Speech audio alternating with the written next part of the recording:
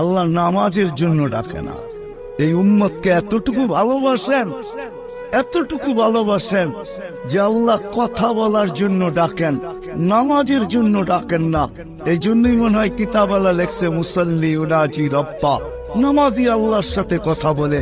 রাত্রটা যখন পার হয়ে যায়, সুবে সাদেক যখন হয়ে যায়, তো আল্লাহ চিৎকার দিয়ে মনে হয় বলতে থাকেন, রাতটা পার হয়ে গেল, তোর সাথে কথা হইল না, জলদি একটু উঠ না, একটু আয় না, তোর সাথে একটু কথা বলি না। আবার যখন সকালেরটা ফজরেরটা শেষ হয়ে যায়, আবার দুপুর আসে, তখন যেন আল্লাহ বলতে থাকে, সেই সকালে কথা হইল, এখন তো দুপুর হয়ে গেল, তোর সাথে কথা হয় না, একটু আয় না, দুপুরে একটু কথা বলি না।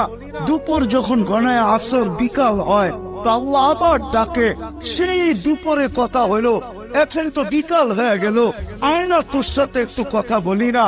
বিকালের পরে যখন সূর্য ডুবে যায়, তো আল্লাহ আবার বলে, সেই বিকালে কথা হইলো আর সূর্যটা ডুবে গেল, এখন তো রাত্রই হয়ে গেল, আয় না, তোর সাথে একটু কথা বলি না, যেটাকে মাগরিব বলে।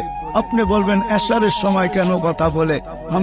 আমার মন বলে এশারের সময় মনে হয় এই জন্য কথা বলেন যে একটু পরেই তো ঘুমায়া যাবি, কাল সকালে উঠাইলে তো উঠবি, যদি না উঠাই তো আর কোনোদিন উঠা হবে না, চিরদিনের জন্য নিদ্রা হয়ে যাবে, তোর সাথে আমার কথাও হবে না, একটু পরে তুই ঘুমায়া যাবি, আয়না শেষমেশ তোর আর আমার একটু কথা হইয়া ঘুমা।